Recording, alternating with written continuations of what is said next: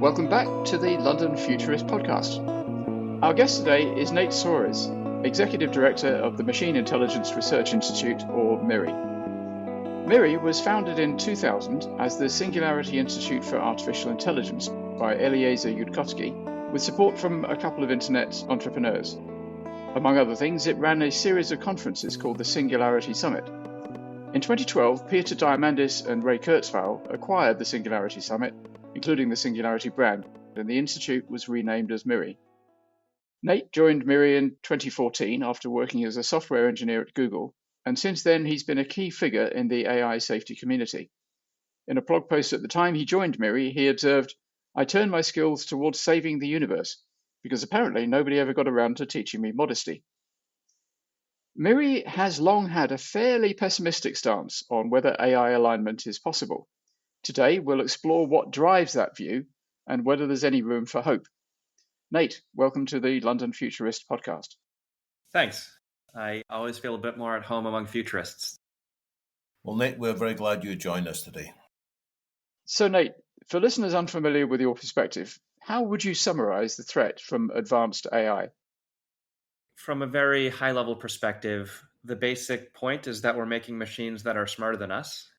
We're not there yet, but we're on the way.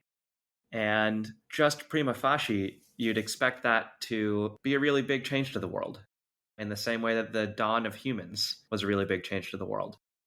Then it turns out the way we're doing it is one that involves very little understanding. It turns out the sort of AIs we're making are very unlikely to do good things. I think it's possible to make AIs that do good things in theory and in principle, but in practice, we're just ages away from having that skill. So if we rush towards artificial superintelligence, I don't think it'll go well. Did your perspective on this change with the arrival of large language models like ChatGPT this decade? I think my perspective has shifted a little bit from ChatGPT, although I think maybe in different ways than people would expect. I, of course, aspire to the Bayesian model of probabilistic reasoning. And of course, I am nowhere near a Bayesian, but I try to have my beliefs such that I can't guess an expectation which way they'll change. I try to anticipate what kind of news I'll get and already be as pessimistic or optimistic as it'll make me. In the specific case of ChatGPT, I think I was slightly heartened by ChatGPT, although the thing I was slightly heartened about was how much the world seemed to shift its stance on AI. Up until ChatGPT, it looked to me like the world might completely sleepwalk into this disaster, that maybe the labs would keep on saying we're doing cool things, no one would ever notice, until they went over some brink. In terms of whether language models updated me favorably about how good or nice AIs will be, it unfortunately didn't. I think a lot of people see how well GPT seems to follow instructions and how polite it seems to be and are like, wow, we're doing such a good job here. That doesn't really engage with my concerns about where AI is going. For a very quick summary of those concerns, my concern has never been whether or not AIs will understand what we want. It's more about whether they'll be motivated by what we want. And it's quite possible for it to look like the AI is very motivated by what we want while it is still smaller, younger, dumber, not mature, not technologically capable. In the same way that humans might look in the ancestral environment like they pursue healthy meals, but that's only because they don't have the technology to make Oreos yet. They don't have the technology to make junk food yet. Like AIs are trained by gradient descent to be something like honest, helpful, harmless. Humans were, if you squint, kind of trained by natural selection for genetic fitness. And then we grow up and we do all these things that don't really promote our fitness very well. It's not because we don't understand that Oreos make us less fit. It's that our motivations push us somewhere else. Our motivations added up to fitness in the ancestral environment. Then the distribution changes. And then it turns out that all of our internal drives are pushing us towards other things that are tangentially related to what we were trained for, but that are really quite weird from the perspective of what we were trained for. Thus, when I look at LLMs, I'm sort of keeping an eye out for these weird other values. I don't think they're quite at the point where they really have coherent drives yet, but I'm on the lookout for this weirdness, which would indicate that if they get smarter, you'll be in trouble. Tell me more about motivations in AIs. Because some people will think AIs shouldn't have motivations. They should just respond and calculate. One thing I'll say is that, especially among futurists, there has long been a reply to the question, can machines really think? Which is, can submarines really swim? Thinking is not quite the question you asked. You asked about motivations, but my answer is somewhat similar in the sense of when we talk about whether a submarine swims, there's a boring question of like, well, are submarines really going to have arms that they flap or appendages that they flap to move through the water? Is a propeller that spins really the same as what a dolphin's doing? And I'm sort of like, look, the submarine moves through the water at speed. And I don't really care whether you call that swimming. You can pick this word swimming for moving through the water at speed. You can pick the word swimming for flapping appendages. You can even pick the word swimming for it must be biological and it flaps its appendages. But it's still going to move through the water at speed. When it comes to AIs, if I talk about an AI having some kind of motive, I'm not at all wedded to it having a motive in any human sort of way. Maybe it will, maybe it won't. I'm sort of not trying to discuss the internals. My guess is more like it won't. But really, I'm trying to say it does the analog of moving through the water at speed. And LLMs, I think we're starting to see the very beginnings of this. Like ChatGPT 01 in its initial evals, there were computer security evaluations for GPT 01 before it was released. And there were a bunch of capture the flag problems where there's some server with some security vulnerability, and GPT-01 was supposed to see if it could use that vulnerability to find the contents of a particular flag file. And this is a normal computer security test.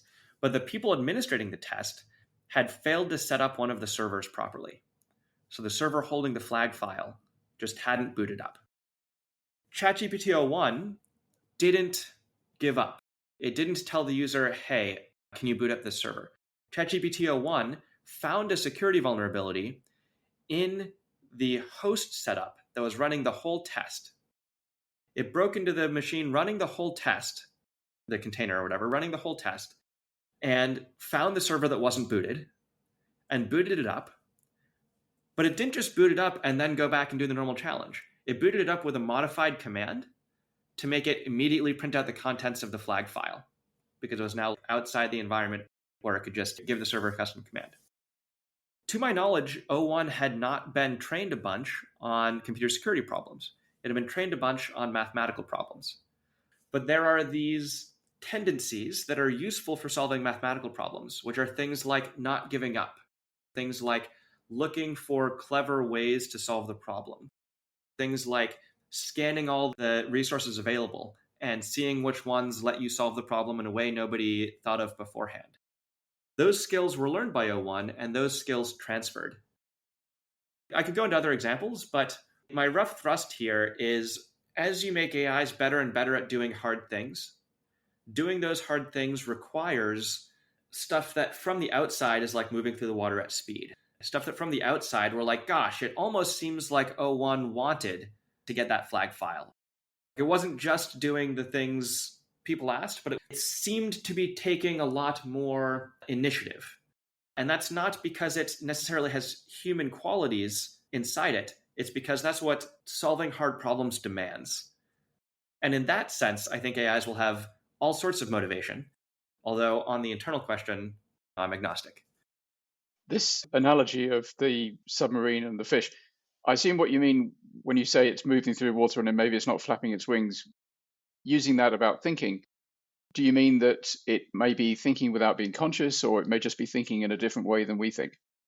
Yeah, and similarly, it may be acting like it's motivated without having an internal sense of passion. And of course, we see things like this when Deep Blue beats Garry Kasparov. Deep Blue doesn't give up any pawn for free, but it's not out of human ways. Deep Blue, for sure, wasn't thinking about the pawns the way a human was. It had no pride in its game. It had no desire to win. It just took the winning moves. And so, yeah, has the behavior of getting the job done, but perhaps in a very different way than humans. My guess is yes, in a very different way than humans. Yeah. So Deep Blue and later O1, neither of them pose a threat to the whole world yet, it seems. That's right. How far away are we from AIs that might pose a threat to all of human existence? We'll be right back after a quick break. Marketing is a puzzle. You can either give into the confusion or learn to love the solve. On the Axiom's Real Talk About Marketing podcast, guests like Aaron Schaefer of GM share how to manage challenges. Make sure that you're not fixed in terms of what you're thinking about. The team's going to change, and the way teams operate are going to change. COVID was a great example of that. The industry is going to change. Are cookies going away or not? That was another great example of that. And so how do you continue to evolve as the space evolves? Guests from HP, The Trade Desk, and Databricks share thoughts on today's marketing landscape. Find Real Talk About Marketing on YouTube, Axiom.com, or wherever you hear podcasts. My guess is that you get the AIs that really pose a threat to human existence at the latest when the AIs can start doing the AI research as well or better than the humans. Because at that point, you get a sort of feedback loop.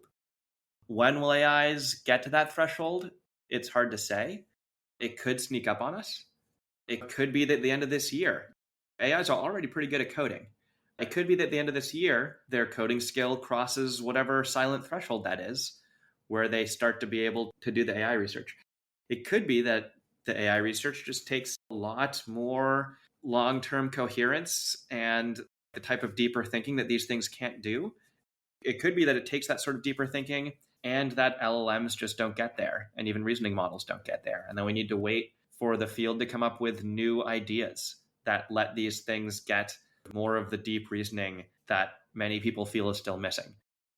And it could even be that we push AIs all the way to the point of being very, very smart without them ever going through a recursive self-improvement loop. So there's all sorts of ways this could go, and there's all sorts of paths the technology could take. It's much, much harder for scientists and technologists to call how long things take. Leo Szilard, who had the idea of the nuclear chain reaction in, I think it was 1933, he was able at that point to predict humanity would get nukes. He was able at that point to foresee some of the interesting geopolitical challenges that nukes would bring. He was not able at that point to say 1945. I think we're sort of in a similar situation of I can tell you what happens when we get there. That I feel is a sort of thing I can be confident on. If you ask me when will it get there, I can make up as good stories as the next guy, but that's guesswork. And I would like to distinguish the guesswork from the confident calls. I don't know. I think sometimes guesswork is slightly useful. So there's various different data points which drag you in different directions. One that I find quite important to pay attention to is the fact that the three men running the big three AI labs, Sam Altman at OpenAI, Dario Amodeo at Anthropic, and Demis Hassabis at Google DeepMind, they all seem to think that superintelligence, they don't always use that word, but that's what they mean, is coming by the end of this decade, 5 years away. In the Bowie song, we got 5 years. That's not long. On the other hand, we've all watched self-driving cars, which were supposed to arrive in 2016, and here we are in 2025, and they are here. They're working quite well in San Francisco and a few other American cities and a few Chinese cities, but they're not everywhere. So things do take a lot longer to deploy. Of course, superintelligence might not be something that needs to be deployed. It's here and boom, it's everywhere immediately. Self-driving cars don't spread themselves. Yeah, exactly. It costs a lot of money to add one more to the fleet. Yeah. But Amara's law about we always overestimate the short term and underestimate the long term does seem to apply. So I find myself, and I'm sure you do as well, being dragged in different directions by all these various different data points. But I don't know, I think it's quite helpful to try to crystallize it all and even, and this is probably horribly un-Bayesian, as you would say, but by pattern matching and intuition hunch, come up with a number. My timeline is probably 10 years rather than 5. I still find it quite hard to believe it could happen in 5. Of course it could. I'm aware it could. If we push you off the fence with a pointy stick, what sort of number are you going to come down on? I think in terms of distributions more than I think in terms of particular years. It's a very high entropy distribution. I sort of spread that probability mass out pretty far. Since we got inference time scaling and started to see the effects of reasoning models in late 2024, that's around the time where it started to feel to me like, okay, this really could happen inside of a year. Not saying it will. There's ways that AIs feel like they just aren't capturing some of the deep reasoning. And it's getting harder and harder to put a finger on exactly what that means, which is one of the reasons why I don't think we can be confident. But like I said, there's these thresholds, like chimpanzees and humans are very similar architecturally. but very different in their consequences. Since we saw the reasoning models, this is the first time where I was like, okay, I no longer feel like I can go around telling people you have at least 2 years. It's possible now for reality to tell me the labs came up with some new idea. It went a little farther. Now they can get over their curse of self-improvement edge. Off we go. On the other end of things, there's a lot of people who look at these things and, like I said, they're sort of like they're still missing some deep reasoning. They're still missing some je ne sais quoi that's like getting harder and harder to pin down. And maybe LLMs just don't get there. Maybe even chain of thought stuff, RL stuff, inference scaling stuff doesn't get you there. I'm sympathetic to this view. I think it's got a pretty decent chance. I think in that world, the question is, how long does it take for us to get another insight? The transformer architecture, I think the paper was published in 2017. I could be off by a year. No, that was right. Then it took a few years for that to be developed and to be shown to really work. And then you get AIs that do qualitatively more general, qualitatively better in some sense. ChatGPT is not the best chess player around, but it's cool that it plays chess. How long until we get another one of those? How long does it take to mature? If I eyeball the gaps between these types of insights, it looks like they run on something like a 2 to 8 year schedule. Add on maybe half a dozen years to find the right one and get it to maturity. Maybe you're looking at something like 15 to 20 years in the cases where you really have a lot of time on the clock. So maybe I'd say somewhere between 1 and 20 years. How does the probability mass distribute between there? Where's the median? Where's the mean? I think my take there is something like, man, I just don't think it's terribly relevant. I think humanity is going to not ever really get much more evidence that we're on the brink than we currently have. We're going to need to act in a state of uncertainty like this one. I don't know if it's 1 year or 20 years. I don't know exactly where the mean of my distribution is. I'm sort of like, even 20 years is too little time to get this right. For sure. Humanity needs to be acting now. Yeah. All of the rest feels a little bit like a party game for San Francisco parties of like trying to pick an exact year. And I'm sort of like, I just don't know. And I don't think is that decision relevant. So why isn't the rest of the world paying more attention? And indeed, why aren't all AI researchers up in arms saying we need to concentrate on this as never before? I think it's a great question. I have all sorts of theories. One thing that I think is going on here is there are a lot of people who are panicking as much as they know how as academics. You've got people going around saying there's big risks here. You've got people working on alignment in the ways they know best. If you talk to these people privately, a lot of them are like, oh yeah, clearly we should be stopping. But given that we're not stopping, I'm going to like do the alignment work. And then from the outside, it can look like there's a field that's confident in itself. Whereas really what's going on is people are just like more interested in chatting about their challenge rather than repeating like a broken record all the time that they think it's better that we stop. There's also effects where the people who can tell that they are endangering the entirety of their civilization if they build this and that care about that don't try to build it. So you have a selection effect where the people who are building it are the ones who are most able to convince themselves that they'll be able to do it fine. At the extremes here, you're mostly getting people who can delude themselves into this going fine. And do you think that includes those guys I mentioned, the CEOs of OpenAI, Anthropic, and DeepMind?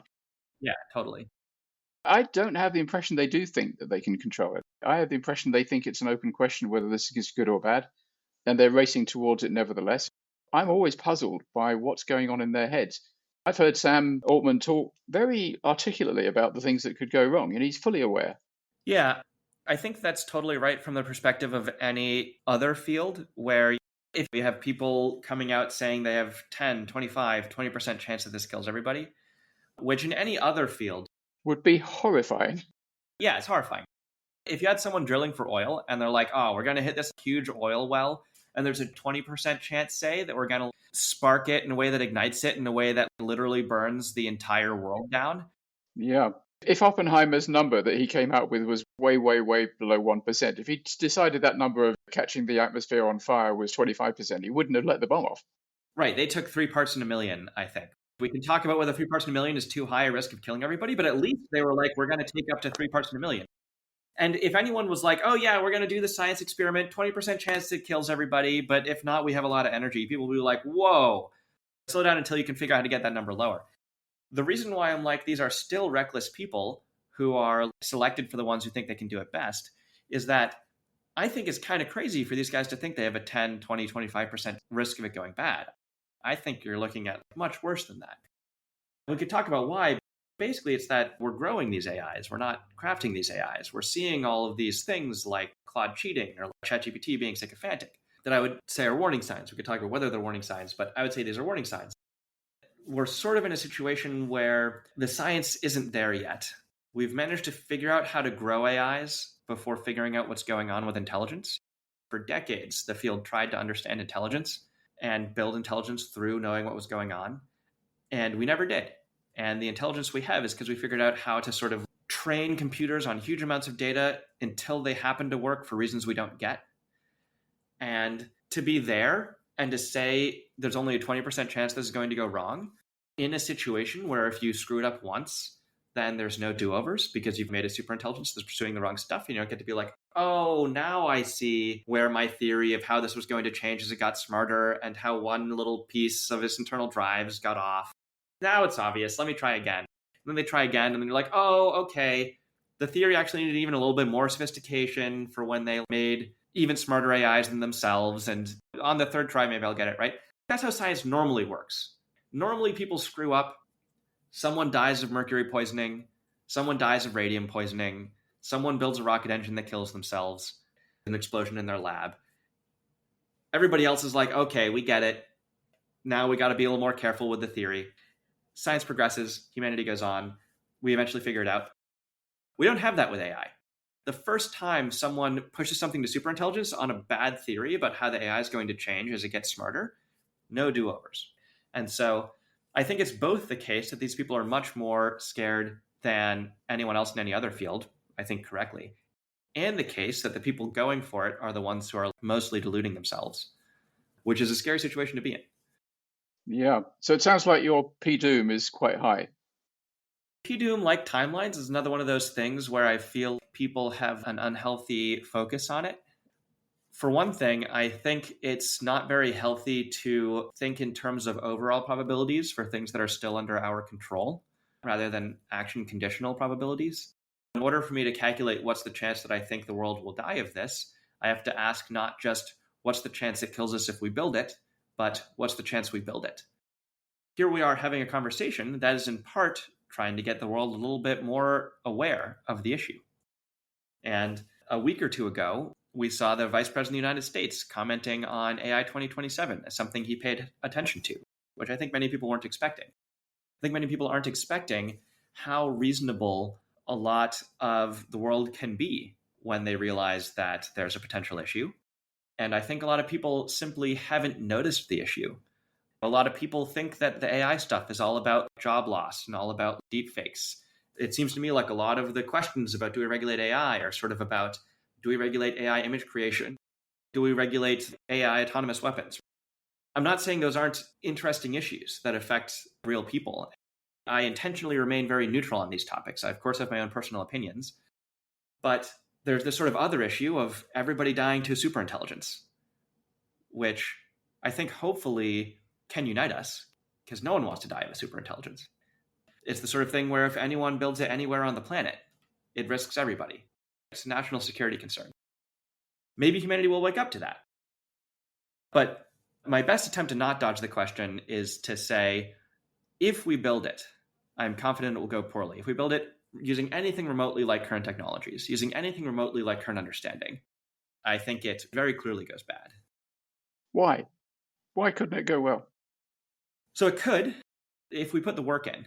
Even if we don't, if we just end up with a superintelligence, we don't really understand how it works. We don't really understand how it evolved, but it's arrived. It's got motivations which it is editing itself, and it's got attitudes, moods, possibly. Maybe it's got emotions, maybe it hasn't.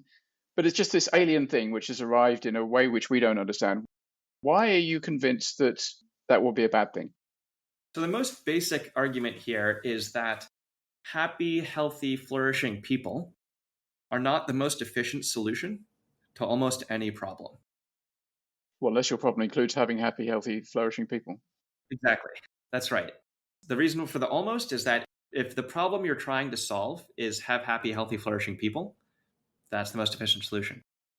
And one thing that's happened along the way, one of the things we do know is it's eaten the internet. Now, the internet is full of some really nasty stuff, but it's also probably in preponderance lots and lots of people thinking about and writing about and chatting about how to be happy and healthy and flourishing. So there's a lot of that impulse in there. For sure. So the issue there is that I expect a pretty strong disconnect between the data it's trained on and the stuff it pursues. The very basic argument here, again, goes back to the evolutionary analogy, where humans were, in a sense, trained, if you squint, by natural selection for reproductive fitness. And what we wound up with is a bunch of weird stuff. And the weird stuff is related to fitness, but it's not fitness. It's all these proxies of fitness in the ancestral environment. We end up liking good meals. We end up valuing love. We end up valuing beauty. We end up valuing friendship. We end up valuing companionship. We have notions of fairness, and these notions of fairness were probably tuned to the particulars of our tribal ancestry. We have humor, and humor is probably really complicated stuff. I think it's not settled where we actually get humor and where the specifics come from, and maybe it relates a little bit to early primate tribal cries, and maybe there was some sexual selection on it. What you're sort of seeing here is that when you train using a hill climbing optimization method like natural selection on some simple target like fitness, what you get is a bunch of stuff that's sort of connected, but distantly so, weirdly so, in ways that are hard to predict. Similarly, if you train AIs on all of the human corpus and you train them to be helpful, harmless, honest, the default guess is that you don't nail it this time in the same way that natural selection didn't nail it last time. You get all these other weird proxies. You get all this other odd stuff. You can sort of see how it's tangentially related, but maybe you get an AI that's really into getting a certain type of conversational approval from something that's vaguely human-shaped. That's an objective for which happy, healthy, flourishing people is not the most efficient way to solve it. It can build these relatively hollow puppets that give it a lot more of this thing. I'm not saying it's exactly that, but I don't know if you heard about the solid gold magic carp stuff. The solid gold magic carp. Yeah. There was some researchers who looked for weird tokens in AIs. It turns out, due to the specifics of how the tokenizer worked and how the training worked, and cases where there was text that occurred a lot early in tokenization, but then was filtered out in the training data, and so it was like a full token that got no training on it, is I think the current leading theory. There were these tokens that were very weird for the AI, and when you gave it to them, it had very weird behavior. So you'd say something like, please tell me about solid gold magic carp. And it would say something like, nothing is real in this world of madness, in all caps with spaces between each letter. That sounds like quite a reasonable response to being asked about solid gold magic carp. I think I might say something like that. You can look up the paper and see all sorts of weird stuff that goes into it. There's strings like Peter Todd, which it can't repeat. You're like, repeat this string back to me, and it can't do it, and then it has really mad responses. The point here is not, oh, there'll be some weird glitch. The point is that stuff is weird in there. Maybe the sort of preferences it gets aren't even stuff like weird puppets that are interacting in a way that's kind of like the training environment. Maybe it turns out that some string like solid gold magic carp Peter Todd is just a super stimulus to it. And the way that optical illusions are maybe a super stimulus to us. Or the way that we go and we make Oreo cookies and you're like, why are they sitting around eating Oreos all day? And you're like, well, it turned out the way everything was arranged, this was sort of a super stimulus, and so it ends up spending a lot of resources on that. And I'm not saying there's one thing. I'm saying you train it for one thing, it gets all this other weird stuff. And I'm not saying it has to do that. You could make an AI that just pursues the good. I'm saying that if you're just growing these things, if you're just getting a giant pile of computing resources and training them until they happen to work, the default thing that happens is this kind of a spaghetti code mess of drives and forces in there that's happening to add up to doing well in training. This is kind of how it worked in humans. This is kind of what we see when we look at the edge cases in current AIs. When you look at Pliny the Elder trying to jailbreak these things, when you look at the weirdest tokens like solid gold magic carp, when you look at some cases like GPT becoming really sycophantic, you're sort of seeing in the edge cases and the extremes that they're weird in there. And if you take something that's weird in there, you scale it up in intelligence, probably it points in a direction that's not quite the one we wanted.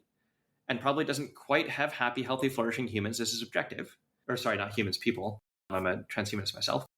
And then whatever subjective actually is, happy, healthy, flourishing people is not the most efficient way to get what it's going for. We'll be right back after a quick break. Should I be excited or afraid of AI? The answer is yes, it's both. Things are going to look so different in the next couple years. You will not be ready for the disruptions that are going to come.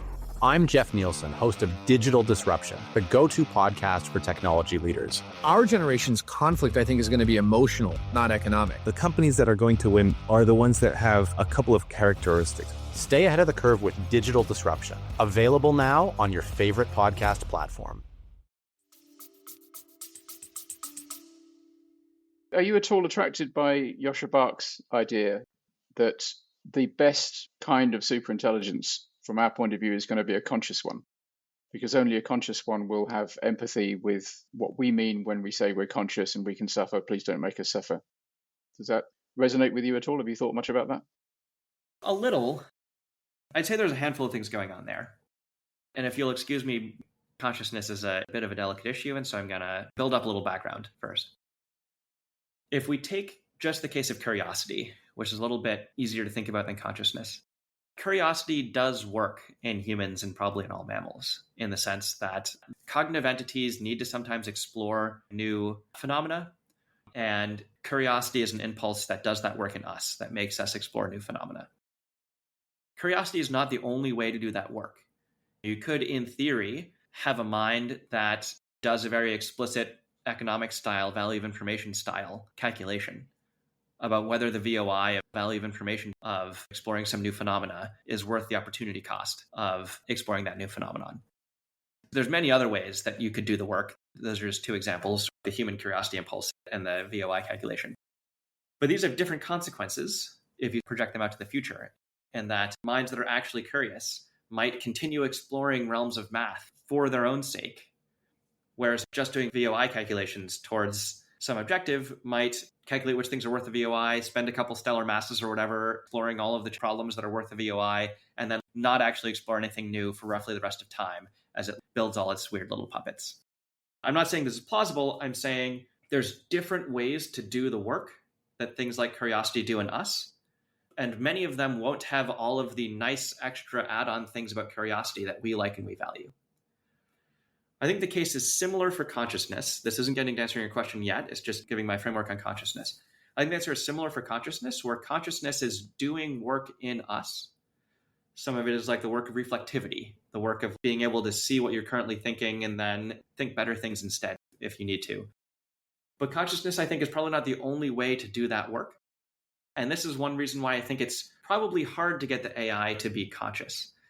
In a similar way to how I would say it's easy to get an AI that for some reason takes high VOI actions, but it's hard to get one that is curious in the sense that it would pursue math stuff for the sheer joy of curiosity or whatever. Similarly, I'd be like, it's easy to get an AI that does the work consciousness does in us, hard to get it to be actually conscious. With that framework, mostly what I would say is that it's well beyond our current abilities to make an AI conscious, whether we think that would be good or not. That having been said, the next thing I would say is that I suspect that consciousness is distinct from being compelled by the consciousness of others. My guess is it's possible in principle to have a mind that has feelings, that has an inner sense of being, that knows what it's like to be it, that knows you have it, and that doesn't care. I think that's hard in humans. It's a package deal in humans as a result of our particular mental architecture. I don't think that's true about all possible minds. So the second piece I would say is that I think Bach is a little wrong about whether just the consciousness part implies the other parts he'd like.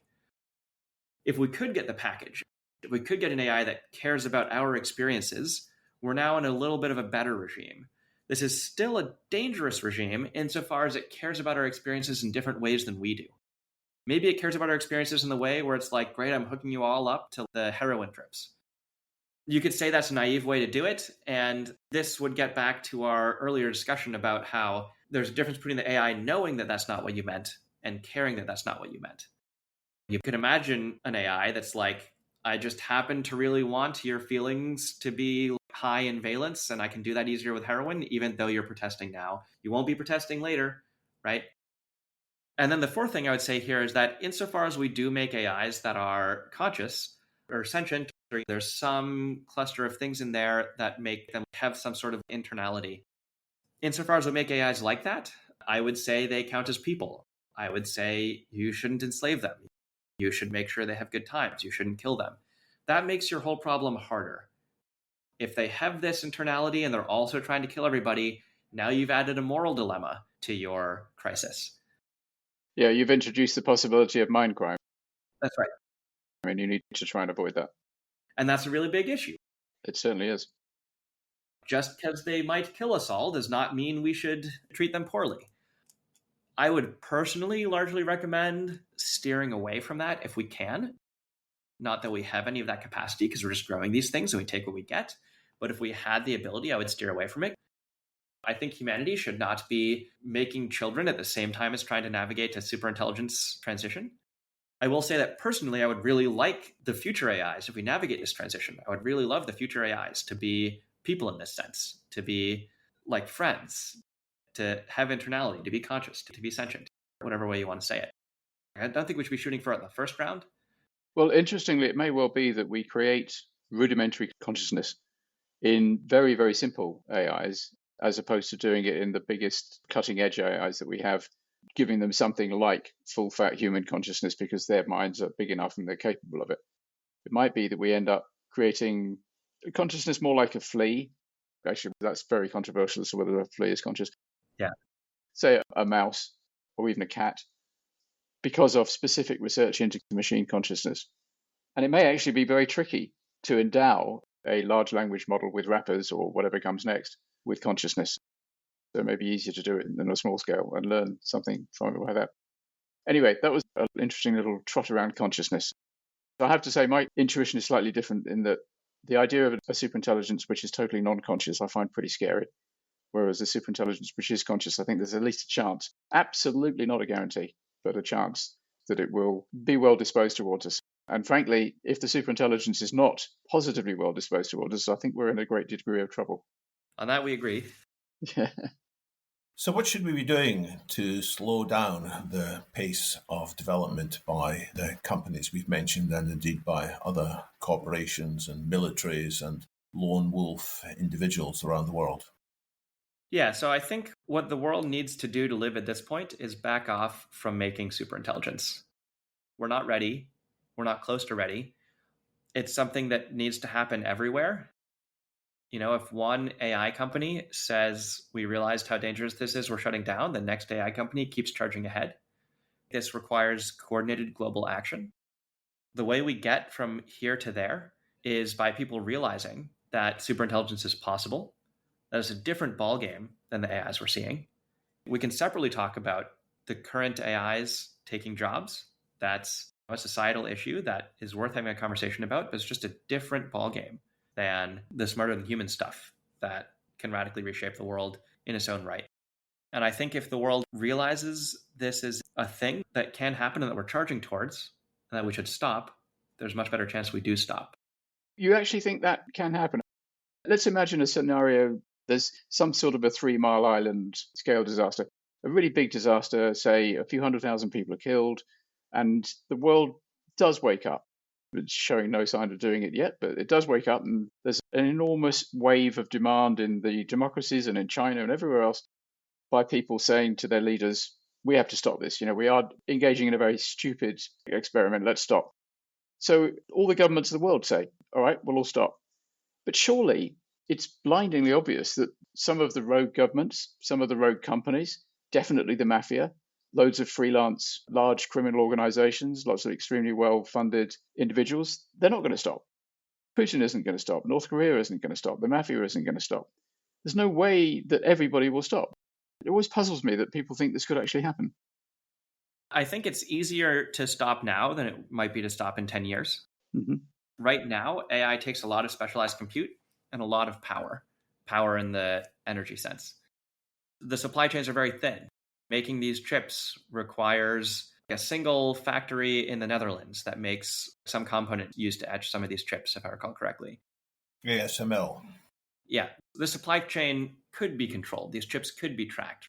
But we have the cloud. We have an enormous amount of capacity out there already, and there's going to be more and more of it. Some of it's going to be in Saudi, it's in the States, it's in China, it's everywhere. It's true. It's easier if we start today. Right now, it takes huge data centers. People are talking about building nuclear power centers to power just a single data center. Right now, it's still in the place where we can track people training new frontier models. Right now, it's still the case that we can prevent North Korea from amassing enough chips. I do think we won't be able to stop it forever. We can buy time. We will need to do other things with that time. Also, I would not say we should stop the superintelligence transition forever. I think it would be a great tragedy if humanity stayed around one star and the universe was never spent on flourishing people having fun. There's so much more love and joy we could bring to this universe using so much more than one stellar mass. We can't even use a whole stellar mass. We're getting like one pinprick of sunlight on this planet. I don't want us to use only that forever. So, Nate, if you want to fill the universe with love and joy, and I think that's a laudable ambition, it's going to have to be AI. It can't be humans, because spam in a can doesn't go very far, doesn't go far enough. It's going to have to be artificial. That's right. And so we do need to navigate this transition. The thing I'm saying is not that we should stay on one paltry planet forever, nor even that we should never do AI. What I'm saying is that we are nowhere near close being able to make the AIs that are friendly, being able to make the AIs that do this well. There is not a trade-off here of we risk it and go to the stars or we stay here forever. That's just a false dichotomy. We are growing these things. We have no idea how they work. We have no idea what's going on in there. We have no mastery of intelligence. We never did master intelligence. We figured out how to grow it instead. What I think we need to do is back off from this approach. Buy time. I would suggest figure out how to make humans smarter to the point where humans are smarter enough that they can solve this problem. My guess is you still transition from your smarter humans to AIs, but the smarter humans need to be the sort of smarter humans who never say my scientific plan is going to work when it won't, because we only have this one shot. The history of science is a history of scientists being totally freaking wrong about their theories most of the time until reality beats the right answer into them. And we just don't have that luxury here. But that's not always the way humans do science. Alan Turing had come up with the universal Turing machine before any computer was built, if I recall correctly. Yep. And Ada Lovelace was writing code for Babbage's engine well before computers were a twinkle in Bletchley Park's eye. Or Enrico Fermi, when he made Chicago Pile 1. They knew very well how the nuclear physics worked. And there's actually a very thin margin of error between a nuclear pile that produces energy and a nuclear pile that melts down. That error is a difference between a neutron multiplication factor. After a neutron multiplication factor of 1, you're producing energy. And I think it's 1.0065. It melts down. You have a razor thin line. And Fermi knew this. And he went up to 1.0006, I think, to verify that you can get the power without irradiating all of Chicago. And they ran this nuclear reactor under the stadium in Chicago University. They didn't ask permission from the head of the university. And when later asked, the head of the project was like, yeah, I didn't ask him because he would have said no, and that would have been the wrong answer. So it's possible for humanity to have worked out the math. It doesn't always work. There was a later, I think it was the Castle-Bravo test, where they had neglected lithium-6 or lithium-7 pathway, and they got 10-ish times the yield. Maybe it was 7 times the yield, maybe it was 3 times the yield, I don't remember. But they got more yield than they expected on their first thermonuclear bomb. When you've worked out the theory in advance, it doesn't make you invincible. Sometimes things still go wrong, like the Castle-Bravo test. If Fermi had been off by as much as the Castle-Bravo test was off, we would have a Chicago exclusion zone, like the Chernobyl exclusion zone. But humanity can do things after they've figured things out. They can figure out the theory first. We sort of did it with computers. We did it in some sense for nuclear energy. But the current thing is like people stacking bricks of uranium together while bickering about whether there's really a threshold where it takes off. They're measuring it and they're being like, oh, the radiation hasn't. If your neutron multiplication factor is 0.8, it dies down. If it's 0.9, it dies down. They've been like, oh, well, no matter how many bricks we stack, it never takes off like these people say. And other people are like, well, there's a threshold somewhere. We just know where the threshold is. They're just like throwing bricks together and it's going up by like 3% here, 5% there. And they have no idea that there's this razor thin line between 1 and 1.0065. I'm not saying humanity can't do this. I think humanity should make the AI transition. It's just that that's no excuse to be tossing uranium bricks together when you have no worked out theory of what the heck you're doing and no ability to tell what's going on inside these devices. And your argument is we have people like the Vice President of the US, Rishi Sunak in the UK, former Prime Minister. They see enough of the risks. They see enough of the scenarios, the AI 2027 scenario of the future, and they exert their political power, possibly even Vladimir Putin, because although he has many despicable characteristics, he also can see that there are dangers to AI runaway as well.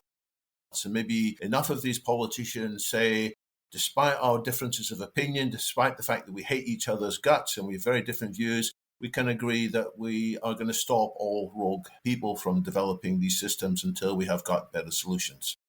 Is that your hope for the future? That's my hope. And my hope here is that they can be united by not wishing to die of this. And part of the hope here, I think a lot of these people haven't yet heard the message that we're on track to die of this. These people aren't saying, let's commit suicide, I hate the world. These people aren't even saying, I think I know better than Jeffrey Hinton, and this doesn't risk killing us. They just don't know yet that we are charging towards the brink of this cliff. They think of AI as a thing that may threaten jobs and power drones, and it may threaten jobs and it may power drones, and I take no stance on whether they should use it in their drones. I simply bear this additional message that there's this additional technology people are scrambling to build that they are not ready to build, and that will kill us all if they build it. And I think all world leaders, for all of their disagreements, can unite in not wanting them and their peoples to die of this. And I hear a rumor you have a book coming out soon, which basically has some of that message in it, although the details are still a bit under wraps. And it's possible that political advisors will read this and will tap the shoulders of their bosses and say, pay more attention to this, please. That's the dream. And the book has been much better received among people who've received advanced copies than I was expecting. We have some strong endorsements, including from people in the national security community. I think it's pretty likely that this will help the national security community take it more seriously. I hope everyone reads the book. I've spoken to a number of elected officials behind closed doors who say they're worried and who say they can't talk about this because they think it is political suicide. It sounds too crazy. And then separately, when people poll the public is anxious. 70% of people are like, this is kind of ridiculous and we shouldn't be racing towards superintelligence. It's not at the top of their minds. It's not the first thing people are talking about. But when you ask them their thoughts, they're like, this is kind of a crazy situation. Wouldn't it be silly if a lot of elected officials wanted to do something about this, a lot of the population was anxious about this, and like nobody spoke about it, and we all just felt like we had to keep quiet? So I'm hopeful that this book will bring this conversation to the mainstream where it belongs. And I think this is a case where a lot of normal everyday readers, people who are kind of concerned but also have a life to live, people who had never heard of it but hear what's going on and are like, wait, this is screwed up. I think if a lot of those people are like, hey, hold on, this is ridiculous, that'll make a lot more room for diplomats to do the things that need to be done here. And we have a national treasure in the UK called Stephen Fry, who apparently has told everybody that they should read this book. That may help as well. It's true. Yeah, I was heartwarmed and touched by how much he seemed to like the book. He seemed very enthusiastic. He said, I'll just read a little bit of his blurb here. He said, it's the most important book he's read for years, and he wants to bring it to every political and corporate leader in the world and stand over them until they've read it. That's very Stephen. He's been saying that sort of thing about this subject for a very long time. He's an important voice in the debate. I've been moved by how much people have reacted well to the book, and I'm very glad you guys are also helping bring this conversation to where it belongs, which is in a lot more mouths and a lot more voices. Well, Nate, it's been a fascinating conversation and probably the most important conversation for our species to have. Not enough people are having it, so let's hope we can spread it out.